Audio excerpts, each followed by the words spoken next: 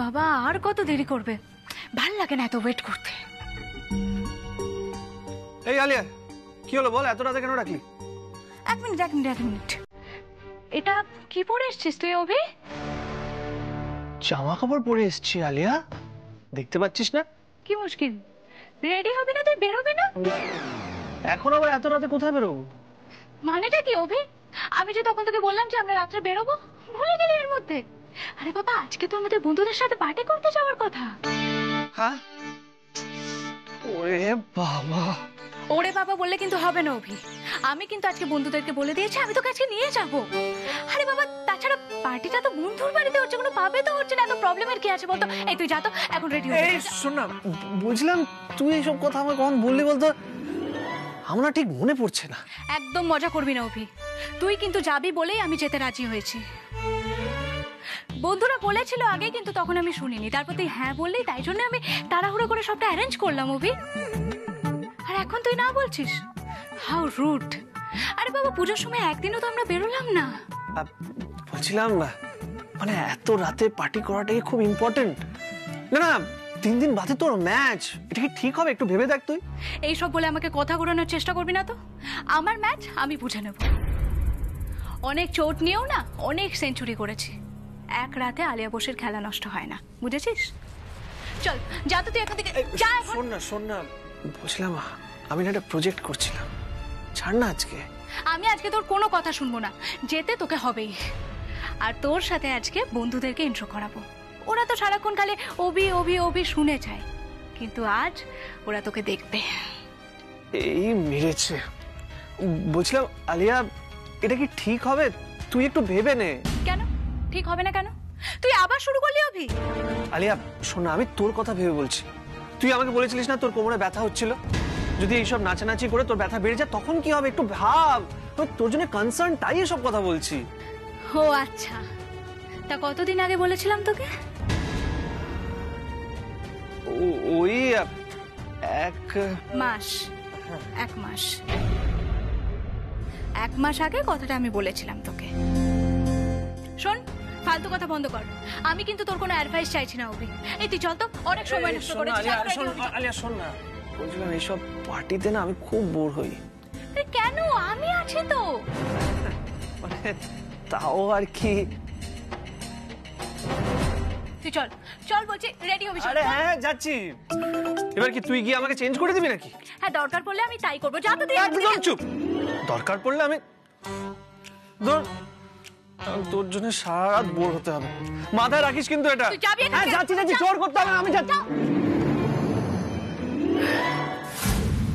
এখন থেকে আমি এটাই করবো অভি। এমনিতে তো তুই আমায় পাত্তা দিচ্ছিস না, তাই তোকে একেবারে নিজের মতো করে পাওয়ার জন্য তোর উপর যত জোর ফলাতে হয় আমি ফলাবো। দেখি কি করে আমায় আটকাস তুই।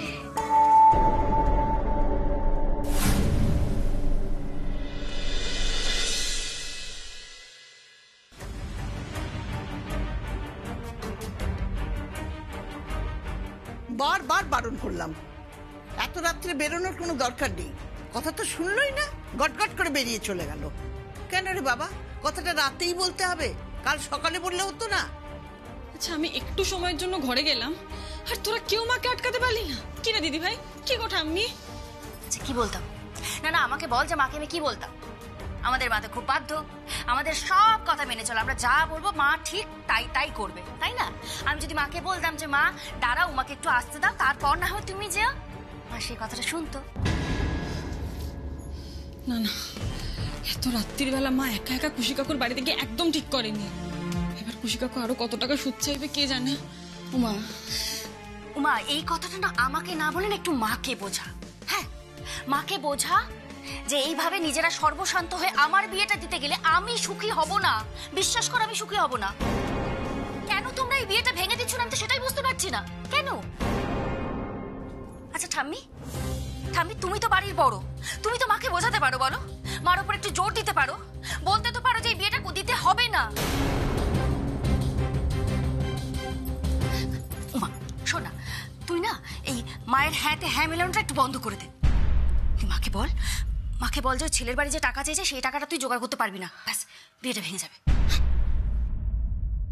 আরে বাবা কেউ তো কিছু বলো, কেউ তো মুখ খোলো তোমরা।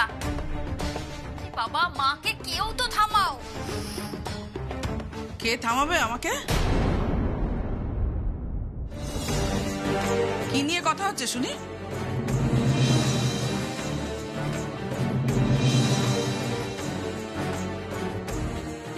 মানে ছোটদি বলছিল যে আমরা তোমাকে কেন থামাইনি, একা একা কেন যেতে দিয়েছি, কিন্তু এখন তো তুমি চলে এসছো, তাই না? তাহলে চলো এখন ঘরে চলো। এই সবাই চলো ঘরে, ঘরে চলো চলো। দাঁড়াও মা,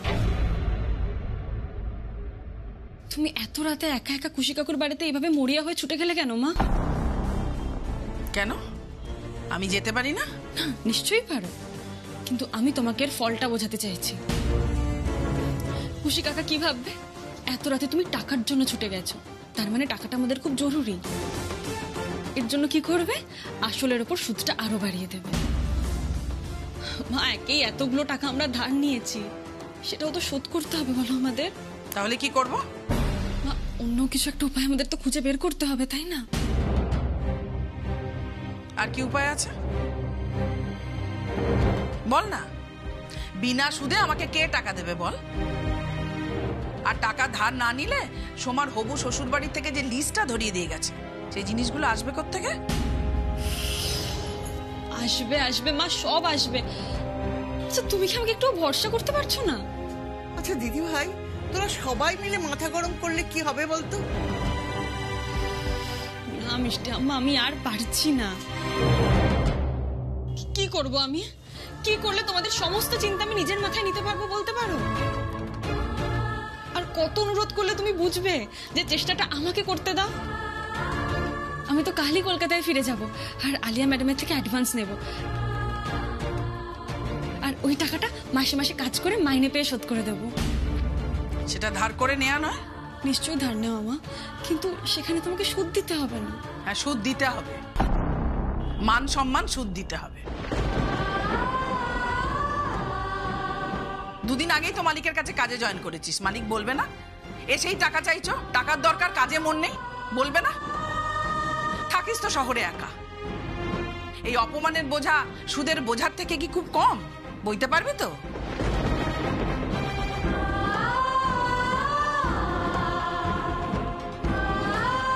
এইসব ভেবেই কুশিদার কাছে ছুটে গিয়েছিলাম যে টাকা ধার নিলে একটা লোকের কাছ থেকে নি, দিতে দুদিন দেরি হয় হাতে পায়ে গিয়ে ধরবো, বলবো দুটো দিন দেরি হচ্ছে, অনুরোধ করব। কিন্তু কুশিদা শুনলেন না মা, খালি হাতেই আমাকে ফিরতে হলো। কুশিদা বলে দিলেন আর টাকা ধার দিতে পারবেন না।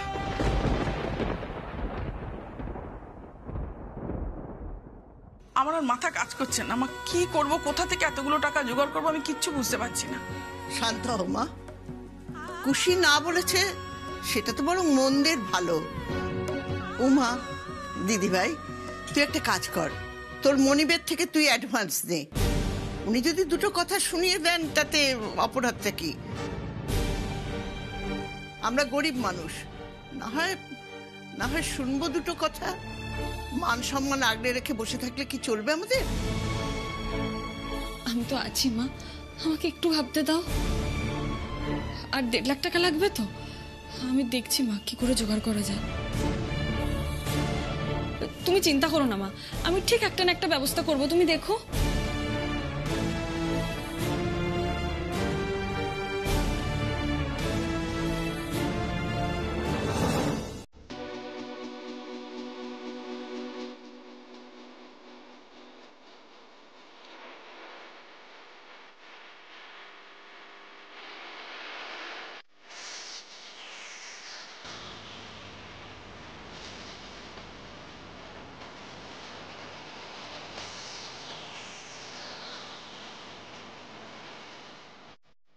আলিয়া, এটা তোর বন্ধুর বাড়ি?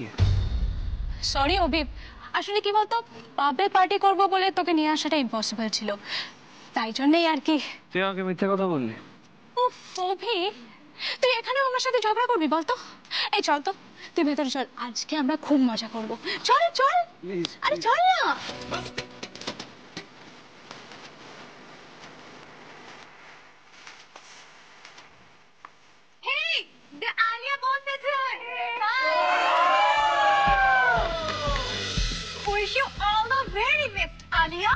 সামনে তোর এত বড় একটা match. Thank you so much রে। অভি, অভি তুই এখানে একা দাঁড়িয়ে আছিস কেন? চল না। শোন না, তুই তো জানিস এসব পার্টি আমি একদম এনজয় করি না। তুই জানা এনজয় কর, আমি এখানে আছি। অভি চল। আরে তুই কেন আমাকে টানছিস? ছাড় না আমাকে। So guys, this is Obi.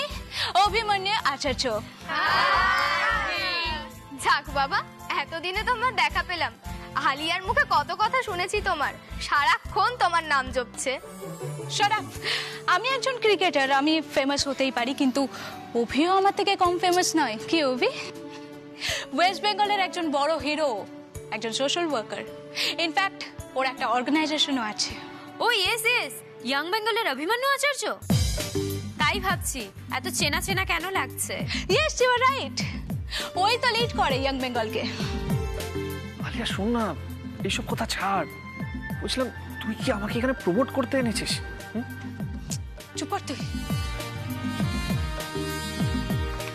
সোনালিয়া, এরকম হিরোর মতো একজনকে পাশে পেলে আর কি চাই।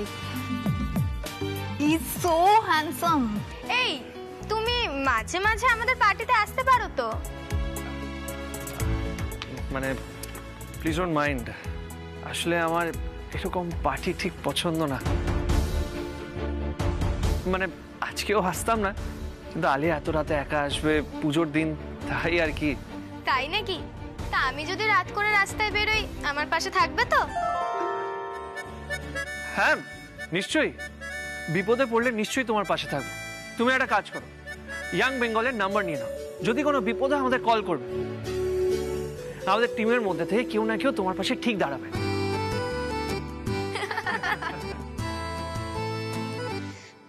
এরকম ভাবে আনসার দিচ্ছিস কেন অভি? So rude. যাত্রী, আমি মিথ্যে কথা কোথায় বললাম? সত্যিই তো বললাম। আচ্ছা অভি, রিসেন্টলি তোমাদের টিমের গাড়ির উপর অ্যাটাক হয়েছিল না?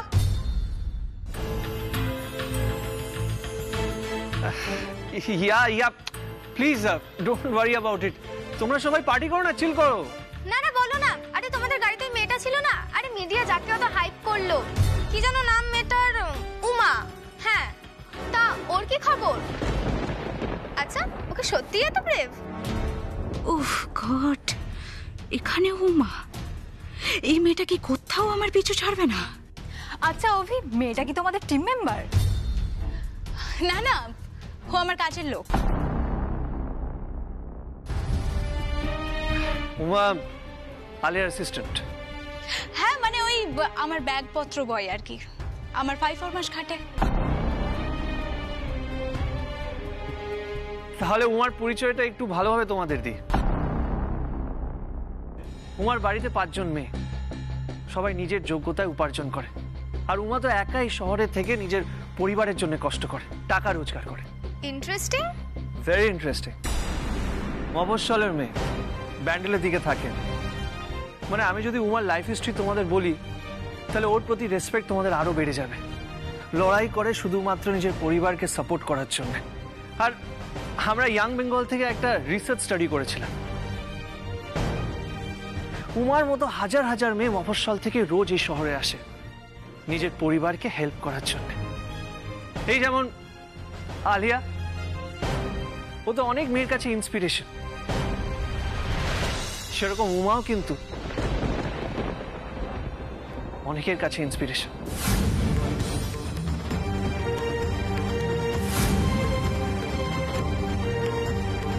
আমিও ইন্সপিরেশন আর উমাও ইন্সপিরেশন।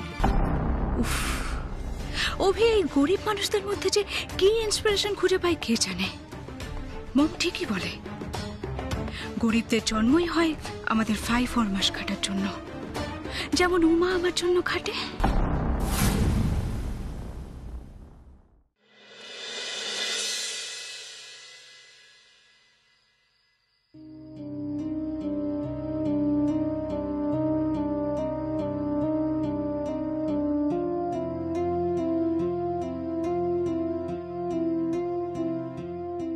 আর আন্টি, আমি আপনাকে কথা দিচ্ছি, এবার থেকে আপনাদের লড়াইয়ে আমিও আপনাদের পাশে আছি।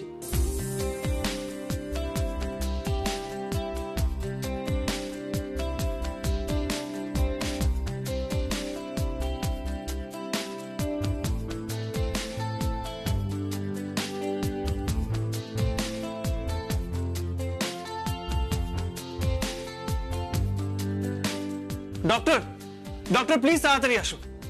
আবার ডাক্তার কেন? ডক্টর দরকার, আপনার সিরিয়াস কিছু হয়েছে কিনা সেটা তো জানতে হবে। আরে এত অস্বস্তি বোধ করছেন কেন? এটা তো আপনারই বাড়ি, আপনিও না। এই শাড়িটা আমি তোমার জন্য কিনিনি, এই শাড়িটা কিনেছে তোমার জন্য অভি। কেন এনেছেন আপনি এই শাড়িটা আমার জন্য? আমি ম্যাডামের হয়ে কাজ করি, ম্যাডাম দিলে তাও নিতাম, আপনি দিলে তো নেব না। তুই সবার সামনে চালাকি করতে পারিস, কিন্তু আমার সামনে না। আমি ভালোভাবেই জানি তুই আলপনা দিসনি, আলপনা দিয়েছেন উমা। আমি এমন কোন টোটকা ইউজ করব যে আলিয়া হেসে হেসে আপনাকে ছুটি দিয়ে দেবে। আপনি শুধু দেখুন। আরে শুনুন আমার কথাটা।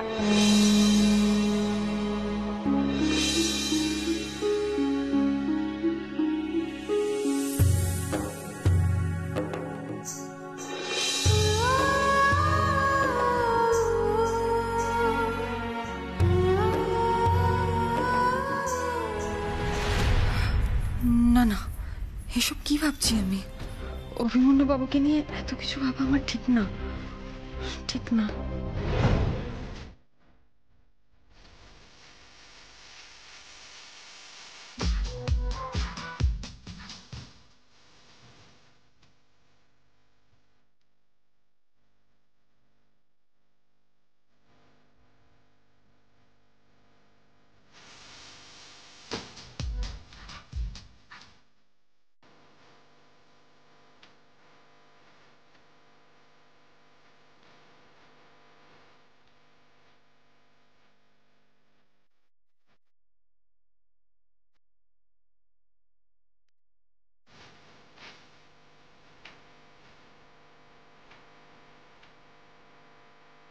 কি রে আলিয়া, এতক্ষণ আর শুকনো গলায় পার্টি করবো? This drinks. হ্যাঁ, ড্রিঙ্ক তো আমারও করতে ইচ্ছে করছে ডার্লিং, কিন্তু কি করবো বলতো, সামনে আমার ম্যাচ, আর তার উপর অভি আমার সঙ্গে আছে, ও তো আমাকে ড্রিঙ্ক করতেই দেবে না। আরে অভি কিছু জানতেই পারবে না, চল পাশেই যাই। কোথায়? পাশেই। কিন্তু আমি একটা কথা বলে দিচ্ছি, আমি কিন্তু বেশি ড্রিঙ্ক করবো না। ওকে ওকে, ডান ডান, তুই চল। আচ্ছা ঠিক আছে, আমাকে গার্ড কর। হ্যাঁ চল। ওকে।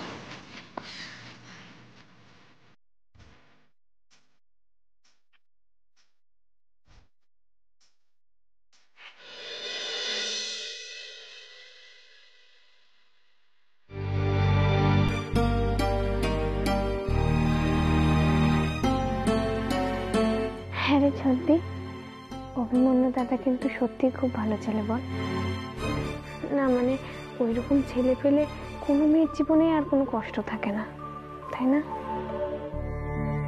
কি রে বল।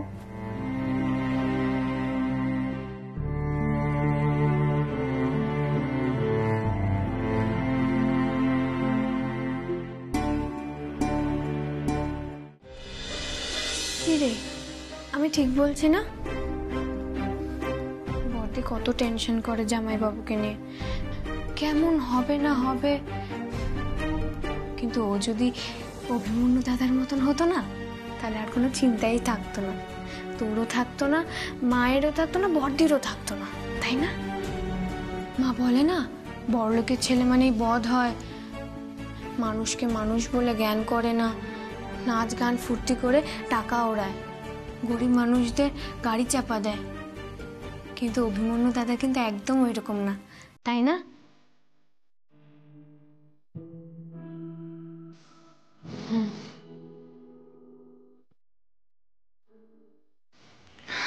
নে, সেবার